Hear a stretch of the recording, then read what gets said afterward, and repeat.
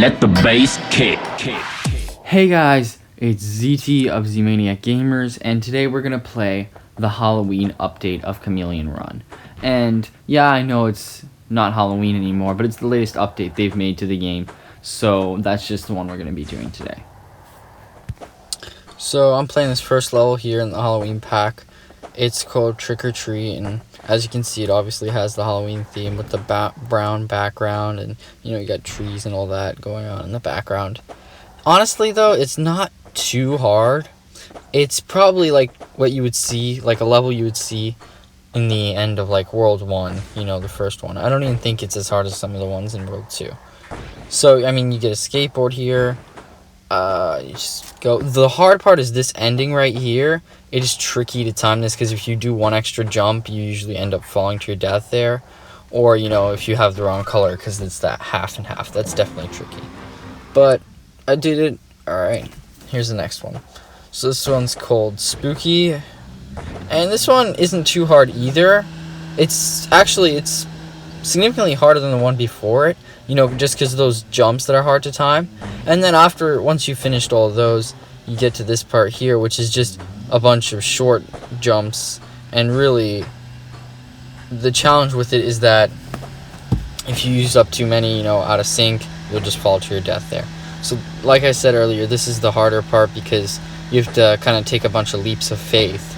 So, and sometimes you can mess that up really easily, like I just did. So that's definitely the harder part of this level. Once you get past this part, you won't have a hard time winning. Then you just have to take short jumps and make sure you don't switch color at the wrong time. So not too bad after that. Alright, let's see. And if you time this very nicely, what's cool is you can just keep getting like a series of boosts and use double jumps like I'm doing right here. See, I'm just literally boosting through the level. And I decided to go the harder way, which is underneath those yellow platforms.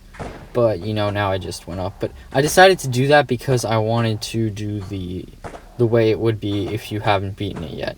But I just decided against it. That's all.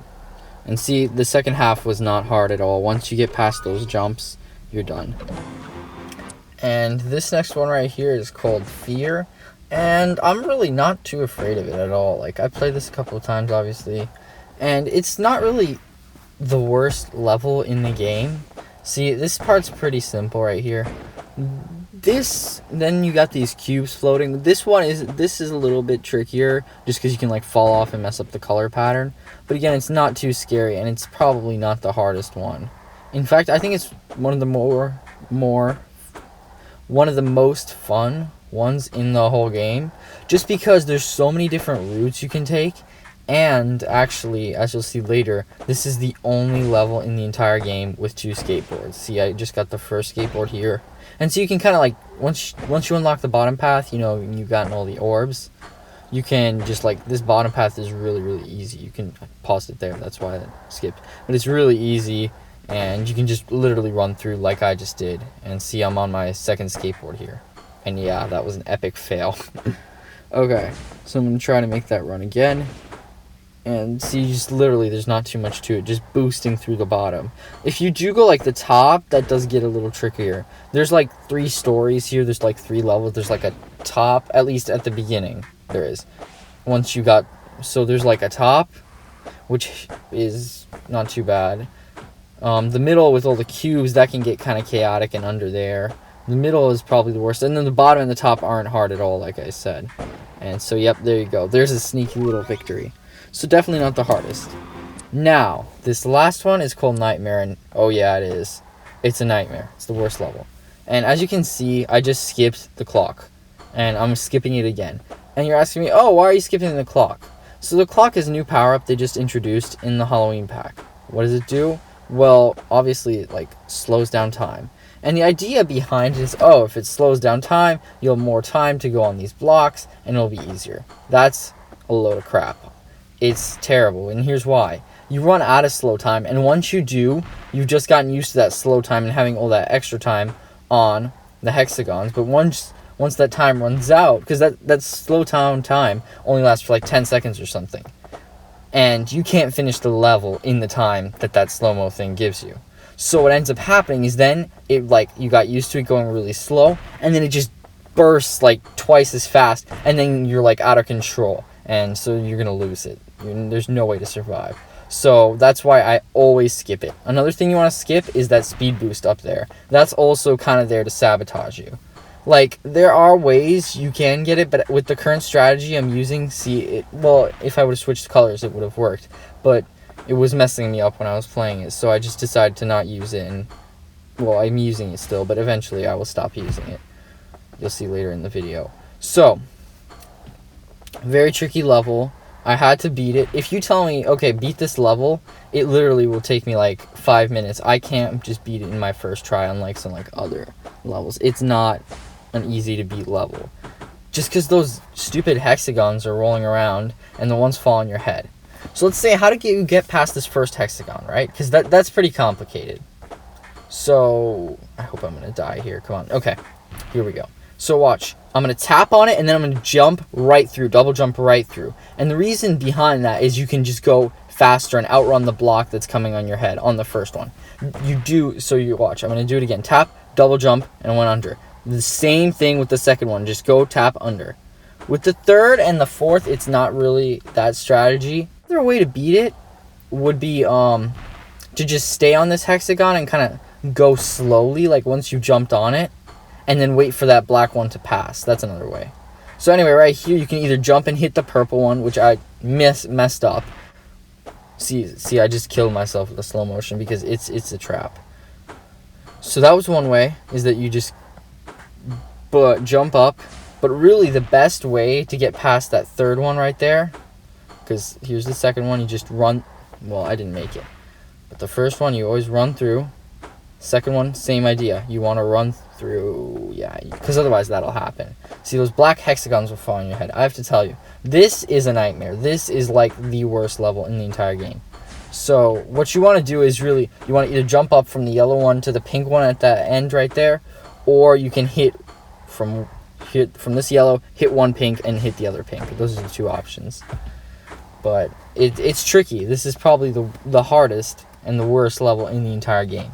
Like, I don't really know if this one is considered fun. Like, I think most people gave up on this one. In fact, once, like, the don't switch color challenge was just brutal with this one. Because I think I unlocked one of the platforms to be yellow. I think this one right here wasn't. But that doesn't really make it any better, that yellow platform. It makes it about maybe 5% better, 5% easier. So the don't switch color challenge was brutal because you had to dodge this pink cube that I was standing on, and you had to dodge these too, so it was a total mess. Okay. So, and then getting the orbs was also a pain in the butt because I don't think I could get the orbs and the orbs and the smoking crystals. I don't think I got them. I know I didn't get them in one run, so that was annoying to have to go back and beat it again because honestly, when I beat this one once, I was like, I'm done with it. I hated it. But then eventually I beat every single other level, so I was like, why don't I beat that one? So I did. And, yeah, I mean, I unlocked the speed boost, which really doesn't help too much. But at least I have beaten. I still do occasionally play it, but definitely. This is not why I got this game. This is not the most fun level at all. This is awful. I mean, you just get so close to the end and then you keep dying. It's terrible. So yeah, I'm just literally dying right now. See, if I would have stayed on that hexagon a little bit longer, I would have gone behind the black one. Alright, jet up. Come on. Do it. I hope I make it. That's tragic. And the other thing that's really annoying is that some of the levels, like probably most of them, have like an alternate route. Like you can go below or above the platforms, like the main one. Once you beat it and unlock those extra colored ones, once you unlock the extra ones from doing the don't switch color and all the other things, when you can unlock like the other platforms, right? And so once you unlock those, usually you can go an alternate way. So if you're getting tripped up from one, you can just go that other way and avoid the hard part until you get better and are able to handle it. But with this one, literally, you just have to go straight through these cubes. There is no other way to do it. That's all. I was hoping, like, my original hope was that once you beat it, it would give you like those black platforms would turn a color and you could just ride that, but nope, it didn't happen. So there you have it. I just beat that level. Alright, that was awesome. So now let me just give you an instant replay without me talking, just the victories. We'll be right